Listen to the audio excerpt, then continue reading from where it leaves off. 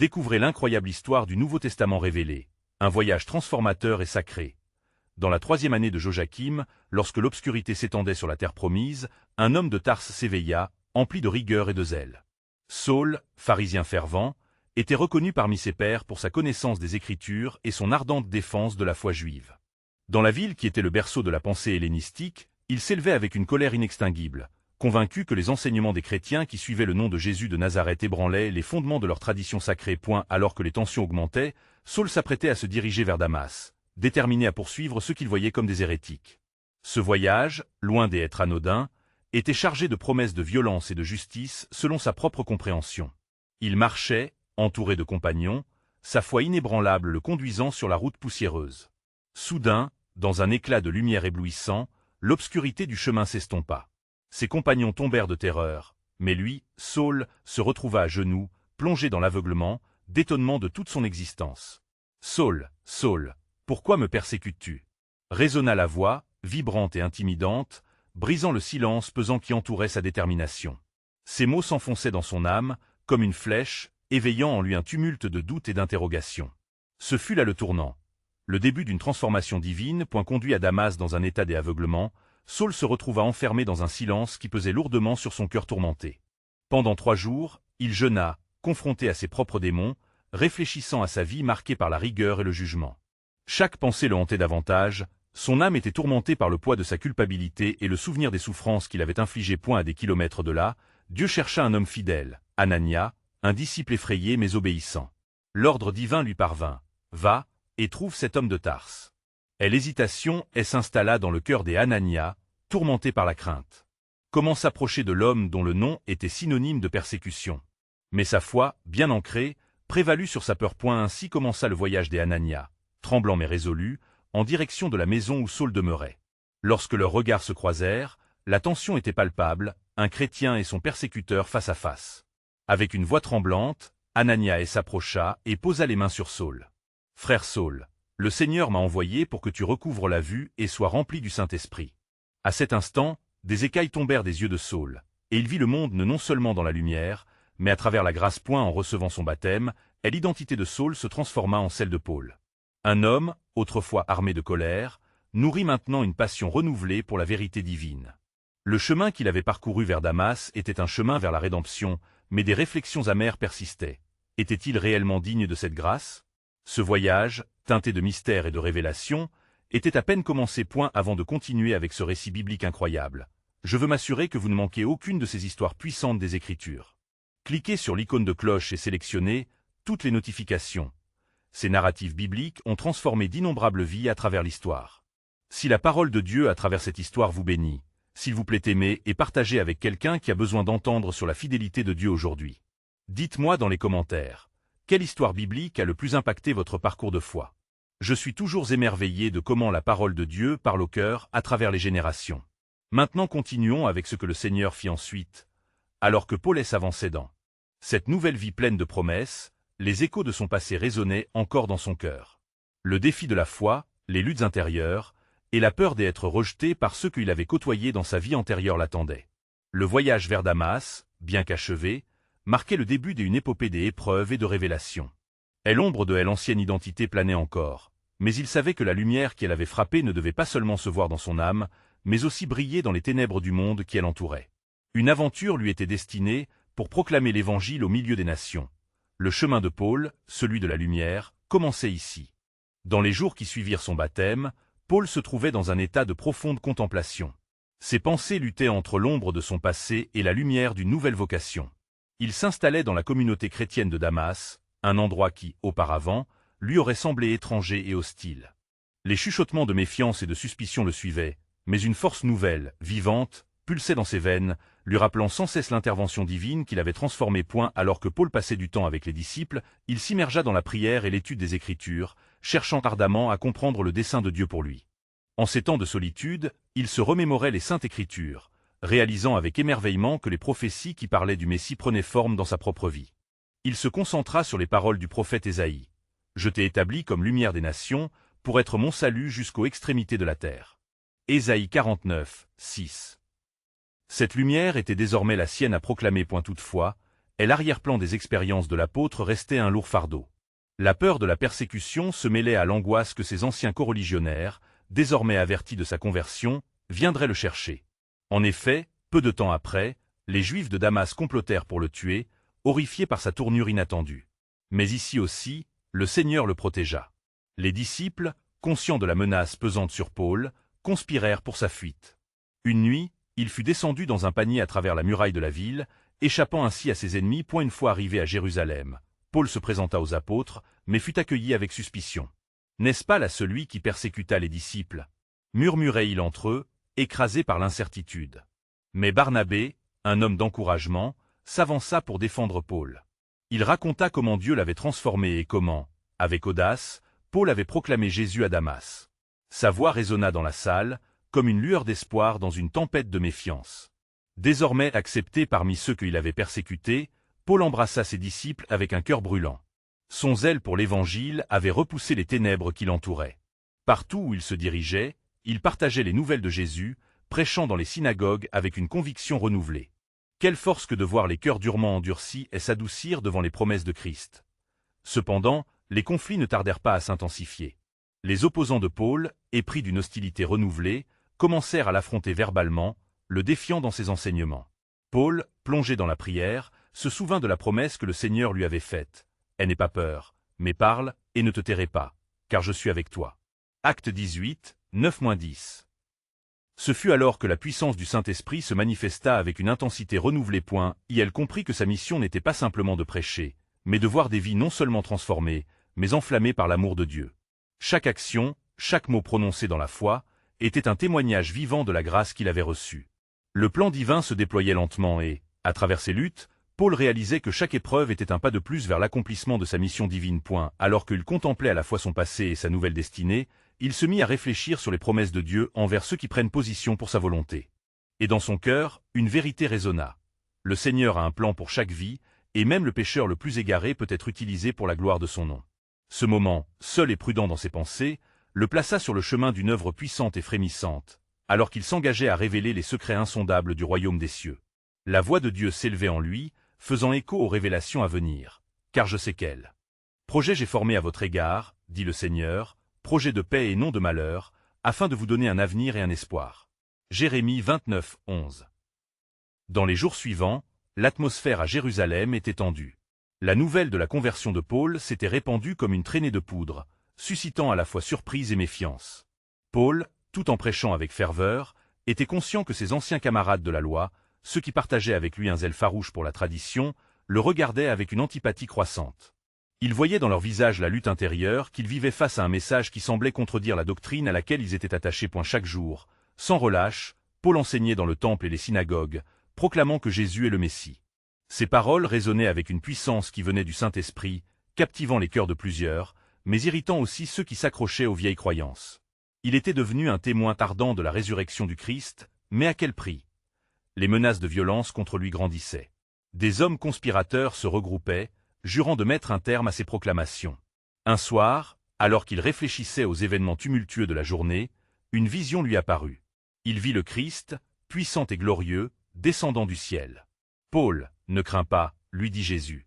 Tu témoigneras aussi à Rome de ce que tu as vu et entendu. » Acte 23h11. Cette promesse vivifiante alluma une flamme d'espoir dans son cœur. Mais cela ne le dispenserait pas des tempêtes qui s'annonçaient. En dépit des dangers, Paul continua à prêcher avec vigueur.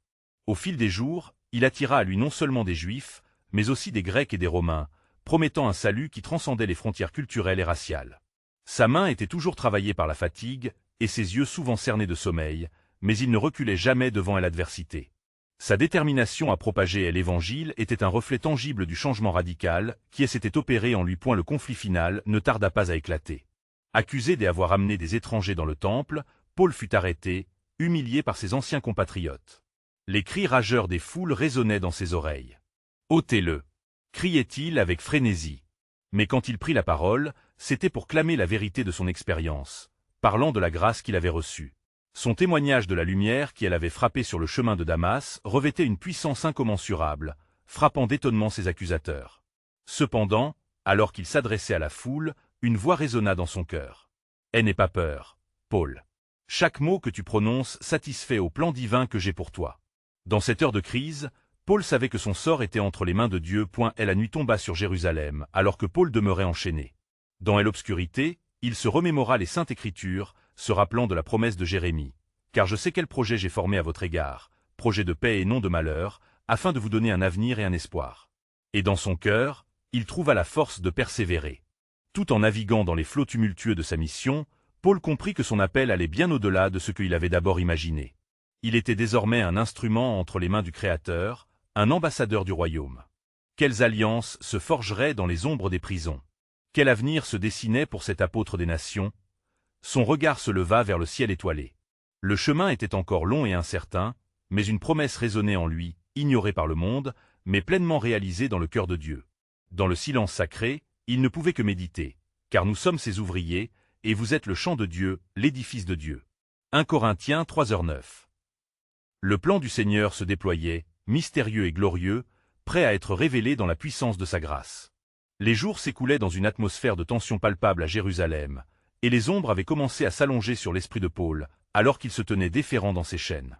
Les murmures des comploteurs résonnaient dans son âme comme des coups de tonnerre, mais au milieu de ce tumulte, il savait que sa mission était écrite dans les cieux.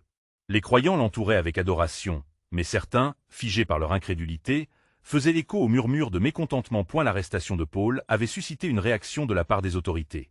Le Sanhédrin, déjà divisé entre sadducéens et pharisiens, trouva ici une opportunité de semer la discorde. Les accusations portées contre lui étaient multiples, mais un sentiment de redoutable discernement se manifesta alors qu'il se tenait devant le conseil. Avec stoïcisme, il s'adressa au juge. « Frère, je suis pharisien, fils de pharisien. C'est pour l'espérance de la résurrection des morts que je suis appelé en jugement aujourd'hui. » Acte 23h06. Ces mots, pleins de vérité et de passion, plongèrent le Sanhédrin dans le désarroi. Une tempête de controverses éclata parmi les membres. Les pharisiens, scandalisés mais intrigués, commencèrent à défendre Paul, tandis que les sadducéens insistaient sur son emprisonnement.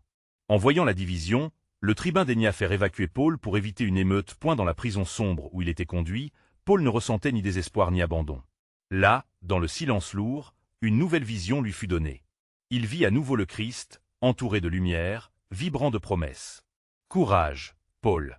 Comme tu as témoigné de moi à Jérusalem, il te faut aussi témoigner à Rome. » Acte 23h11.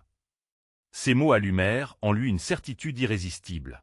Sa mission irait au-delà des murs de sa captivité, vers les confins de la terre. Les jours passèrent, et le procès se dessina avec l'ombre d'un verdict qui se profilait. Les ennemis de Paul, battus par le doute mais enivrés par leur rancœur, se livrèrent à des conspirations pour le faire taire à jamais. Cependant, dans ces ténèbres, Paul choisit de se concentrer sur la lumière. Il rédigea de nombreuses lettres aux églises, partageant son enseignement et sa foi, édifiant ainsi des piliers qui résisteraient aux tempêtes à venir. Une nuit, alors qu'il méditait, le son d'une prière fervente résonna dans son cœur. Il se remémora les versets du psaume. « Quand je suis dans la détresse, je fais appel à toi, car tu aimes exauce. » Psaume 86, 7.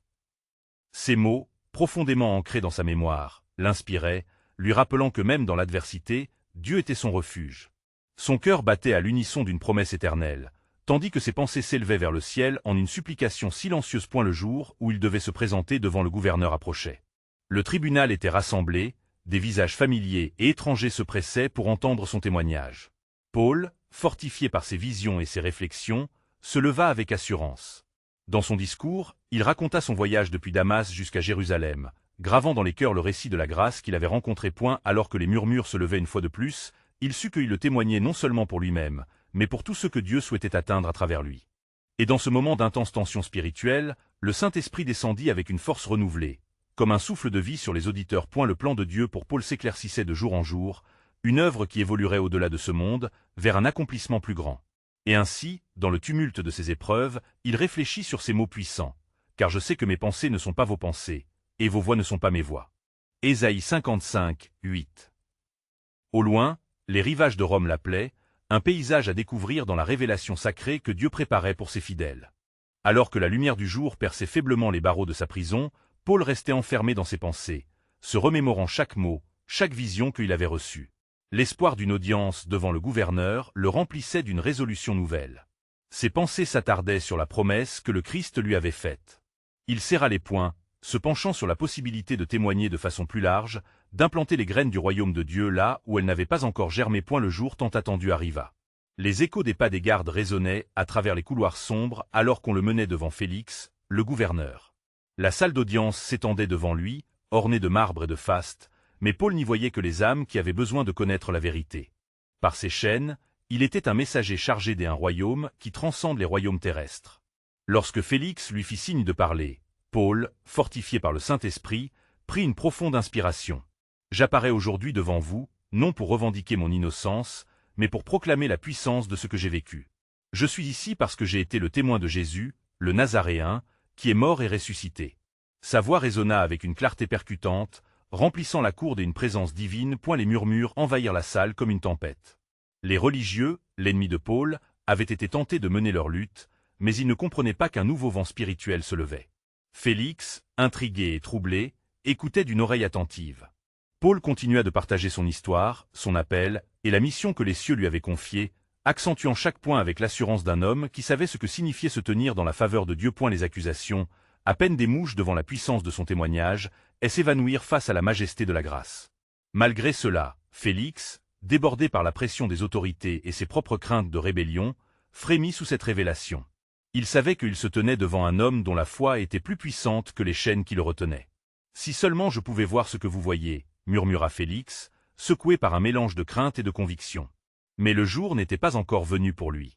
Remettant en question ses choix, il demanda à Paul de revenir plus tard, sûrement espérant un tout autre résultat. Pourtant, pour Paul, chaque minute passée dans cette prison se transformait en biscuit de gloire. Les jours se déroulèrent, entre visites de Félix qui n'apportaient que des promesses d'un futur incertain et la prière fervente de Paul qui trouva toujours refuge en Dieu. Nourri par la lumière de la révélation divine, il continuait d'écrire, de prêcher aux gardes, de semer dans les vies de ceux qu'il rencontrait, tout en restant fermement ancré dans l'assurance que son voyage vers Rome était déjà scellé. Un jour, alors qu'il méditait sur la profondeur des promesses divines, il se remémora les paroles du prophète Ésaïe. « Voici, je fais une chose nouvelle. Maintenant elle germera-t-elle » Ésaïe 43, 19. Le royaume de Dieu, porteur d'espoir et de nouveauté, s'étendait alors que Paul s'attachait à sa mission avec une détermination renouvelée. Ainsi, dans la nuit obscure de ce monde, Paul brillait d'une lumière céleste, et même dans la tourmente, il savait qu'un plus grand plan se déployait, au-delà de ces épreuves présentes. Car c'est avec une foi assurée que nous savons qu'en toute chose, Dieu travaille à notre bien, pour ceux qui l'aiment. Romains 8:28.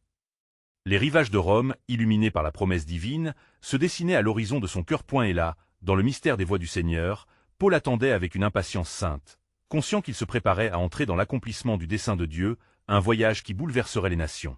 La révélation se tenait à portée de main, un mur de secret se fissurant pour laisser apercevoir la grandeur de ce qui était à venir. Les jours se succédèrent, chaque heure empreinte de telle odeur prolongée de la grâce et du souvenir des promesses divines. Paul, dans sa cellule étroite, entendait les échos de la ville qui vibraient au-delà de ses murs, des sons de vie aux prises avec les luttes et les espoirs, tout comme lui. Ce jour-là, un guérisseur de la foi se tenait en prière, le cœur ardent mais le corps enfermé. Il revivait encore les paroles de Félix et la loi du silence qui s'était abattue sur lui. La voix de l'Esprit résonnait constamment, lui rappelant que chaque instant de souffrance était un pas vers le plan majestueux de Dieu. Un vent frais, porteur de murmures célestes, entrait par la fente de la fenêtre grillagée. Paul ferma les yeux et se concentra, priant pour des révélations supplémentaires. Alors qu'il se laissait aller à ce silence sacramentel, une vision s'opéra dans son esprit. Des chemins s'étendaient devant lui, flamboiement de lumière au travers de champs de ténèbres.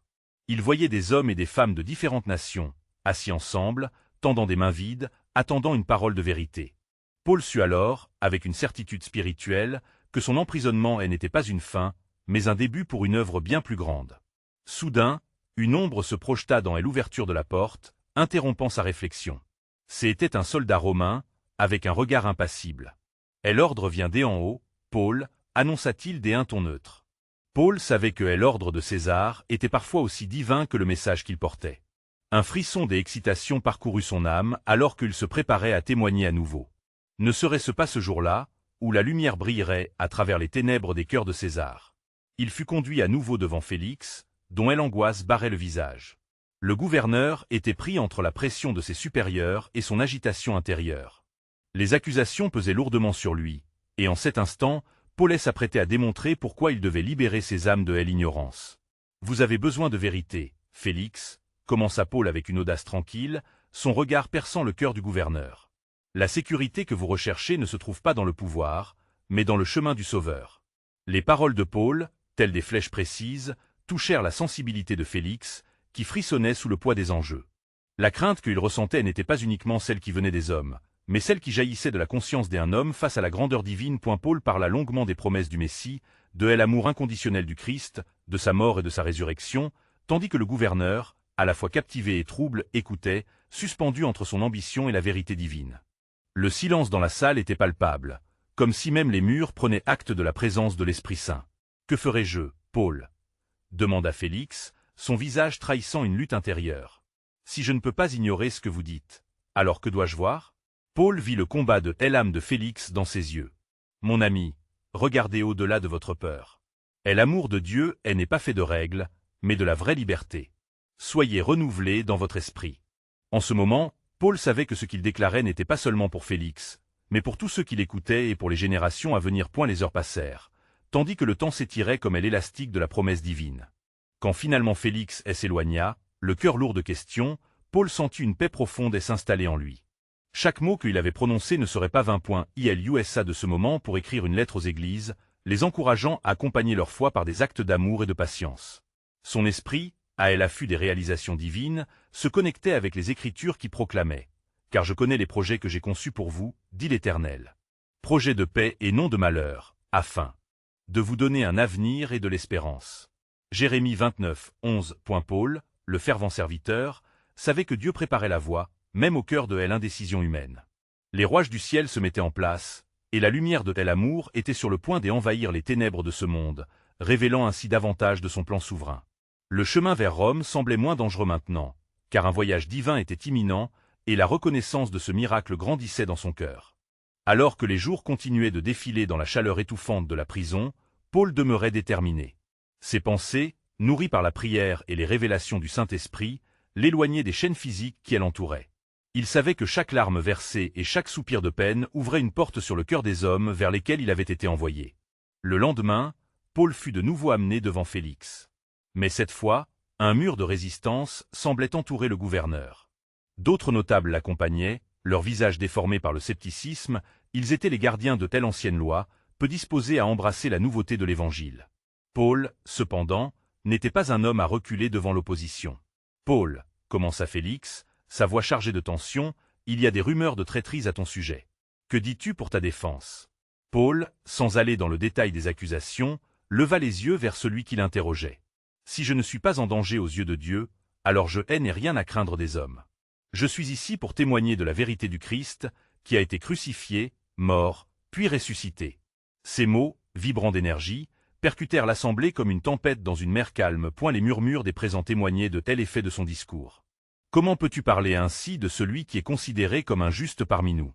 protesta un des pharisiens, les yeux flamboyants d'indignation. « Le Seigneur aime à éclairer dans mes ténèbres, » répondit Paul avec une sérénité déroutante, « et je suis ici, non pour être jugé, mais pour être un porteur de lumière.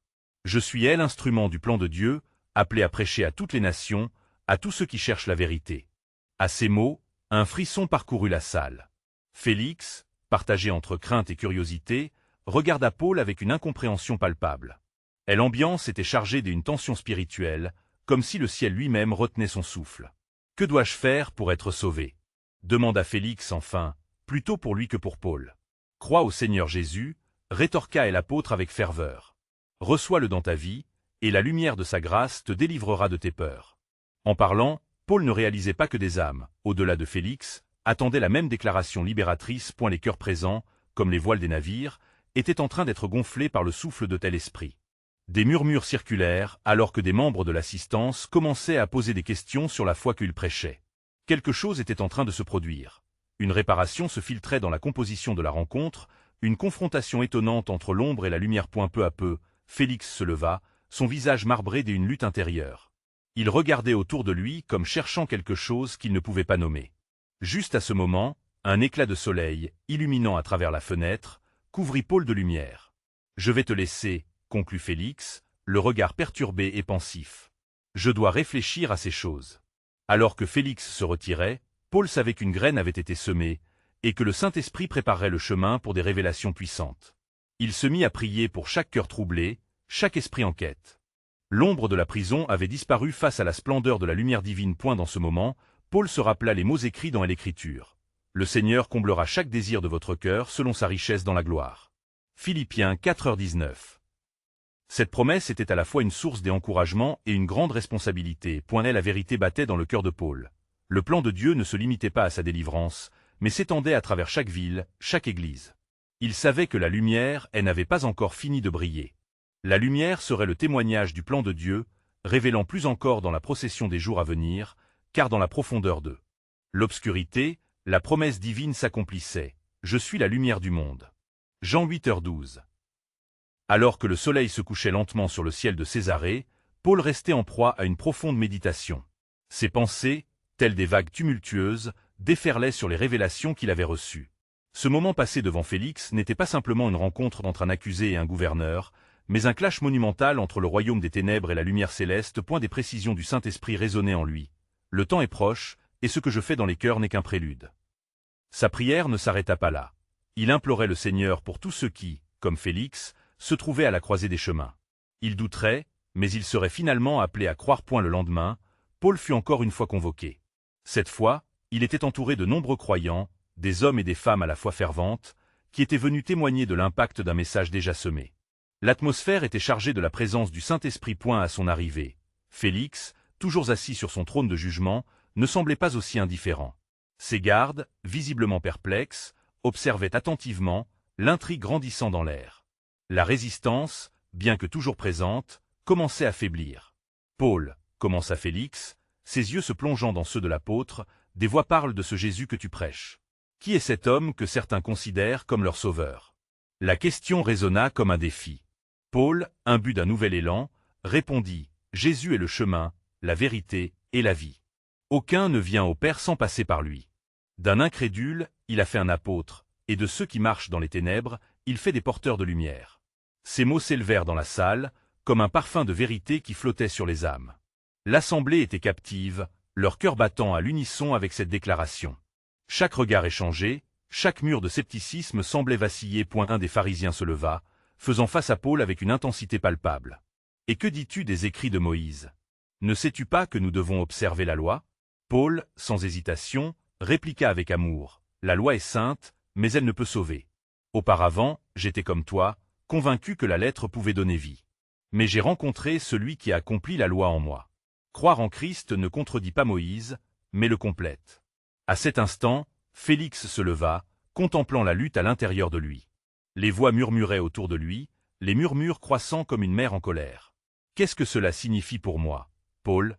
Que dois-je faire maintenant? » « Félix, répondit Paul avec urgence, abaisse tes orgueils et embrasse l'humilité.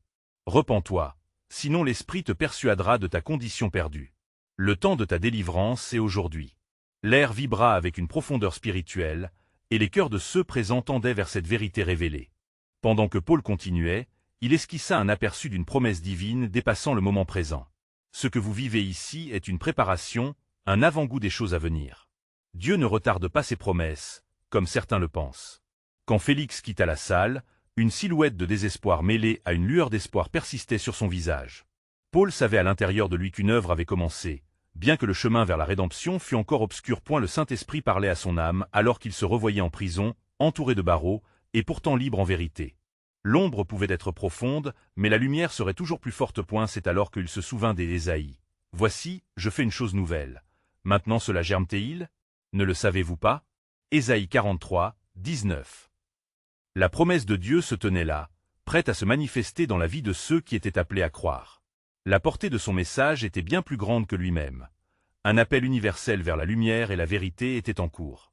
Le jour qui suivit, alors que les premières lueurs de l'aube perçaient l'horizon, Paul se trouva plongé dans une prière ardente. Les murmures de la nuit semblaient encore vibrer dans ses oreilles, témoignant de l'intensité des discussions et des cris des âmes en quête de vérité. Il savait que l'appel de Dieu sur sa vie ne se limitait pas à lui-même, mais englobait des multitudes prêtes à entendre le message de la rédemption. Marqué par l'épreuve de Félix, Paul sentit une pression sourde sur son cœur. Le gouverneur était sur le point de prendre une décision qui aurait des répercussions au-delà des murs de son palais. Un appel divin résonnait. Rassemblez ceux qui désirent entendre la vérité. Préparez leur cœur. À l'aube, Paul invita ceux qui croyaient en Christ à se réunir avec lui dans une maison près du port. Une assemblée se forma, composée de disciples, de curieux, et de ceux qui hésitaient encore. La présence de Dieu se fit sentir dans LR, réchauffant les âmes, divisant l'ombre de l'incertitude. Alors qu'il s'était levé pour prêcher, Paul s'exprima avec l'autorité que lui conférait le Saint-Esprit. « Mes frères et sœurs, commença-t-il, nous sommes des témoins de la grâce qui surabonde. Ce que vous avez vu et entendu n'est pas une illusion, mais la puissance de Dieu à l'œuvre. Ce Jésus qui a été crucifié et ressuscité des morts, et par sa résurrection, nous avons l'espérance d'une vie nouvelle. » Les yeux des auditeurs brillaient d'anticipation, et certains levaient les mains en signe d'adoration. Paul continua, dévoilant les Écritures avec une passion ardente. Il parla de Moïse, de la loi, et de la promesse faite aux ancêtres, reliant chaque point à la révélation de Christ. Ce qui est écrit est parfait, mais Jésus est le parfait accomplissement de toute prophétie. En lui se trouve la clé de notre salut. Une femme, nommée Lydia, s'avança, ses pleurs témoignant de la lutte qu'elle vivait. « Apôtre, dit-elle d'une voix tremblante, que dois-je faire pour être sauvée ?» Paul prit un moment, sa voix empreinte de tendresse. « Repens-toi et sois baptisé, toi et ta maison. Jésus ne chassera pas celui qui vient à lui avec un cœur contrit. Ce n'est pas la loi qui procure la vie, mais la foi en celui qui est la vie. » Sa déclaration magnifia l'œuvre de l'Esprit, et les cœurs, touchés par la vérité, devinrent comme des terres fertiles prêtes à recevoir la semence du royaume. Les membres de l'assemblée, emportés par l'intensité du moment, tombèrent à genoux, pleurant et priant en toute humilité. Félix, bien qu'éloigné, écouta de l'extérieur les paroles enflammées de Paul. Intrigué et troublé, il commença à ressentir un tiraillement intérieur. Était-ce là la vérité qu'il cherchait? Le roi, la loi et le monde ne suffisaient pas à apaiser son âme troublée. Paul conclut. Mes frères, n'oubliez pas que dans chaque épreuve, le Seigneur est présent. Ce que vous vivez aujourd'hui n'est qu'un début. Le plan de Dieu pour chaque homme et chaque femme est de les faire briller comme des étoiles dans un monde de ténèbres. Quand Dieu appelle, il donne aussi la force d'avancer. Il termina en citant l'Écriture avec fermeté. « Voici, je fais une chose nouvelle. Maintenant, elle germe. Ne la percevez-vous pas » Ésaïe 43, 19. Le Saint-Esprit, présent dans chaque cœur, proclamait l'urgence de tel appel, affichant la promesse du Créateur qui invitait chacun à découvrir la grandeur de son dessein. La lumière était en train de percer les ténèbres, et le royaume de Dieu se déployait avec une force inébranlable, laissant de nombreuses âmes dans l'anticipation de ce qui allait naître. Alors que l'assemblée se dispersait, le cœur ardent de Paul se réjouissait de la réponse positive à son message. Lydia et d'autres, émus par les promesses de Dieu, s'étaient rassemblés autour de lui, désireux d'en savoir davantage sur leur nouveau sauveur. Chacun, dans leur propre chemin, avait ressenti l'appel divin de manière unique, mais tous aspiraient à la lumière qui venait de Christ. Un jour, tandis qu'il se trouvait en prière, Paul reçut une vision qui le remplit d'une profonde conviction. Il vit des territoires au-delà des mers, des villes vibrantes où les gens s'agitaient dans les ténèbres de telle ignorance. Il savait que sa mission ne se limitait pas à Jérusalem ou même à Césarée. Son appel s'étendait aux nations. Allez donc, faites de toutes les nations des disciples. Matthieu 28, 19, retentissait dans son esprit comme une mélodie divine. Durant ces semaines, la pression autour de lui ne cessait de croître. Félix, troublé par les vérités qu'il avait entendues, hésitait. Sa conscience était piquée et pourtant, il s'accrochait à son pouvoir. Les notables le pressaient d'agir contre Paul, de mettre fin à ce mouvement croissant dont il était le témoin. Un soir, alors que Paul prêchait à nouveau, il perçut un vent de changement. Une affluence de curieux avait pris d'assaut la maison où il se trouvait. Les paroles du Nazaréen se répandaient, émouvant les cœurs, et les foules venaient non seulement de Jérusalem, mais aussi de régions plus lointaines, désireuses de découvrir cette nouvelle foi. Les nouvelles de sa puissance de témoignage atteignaient Félix, qui, bien que réticent, ressentait l'imminence d'une décision fatidique.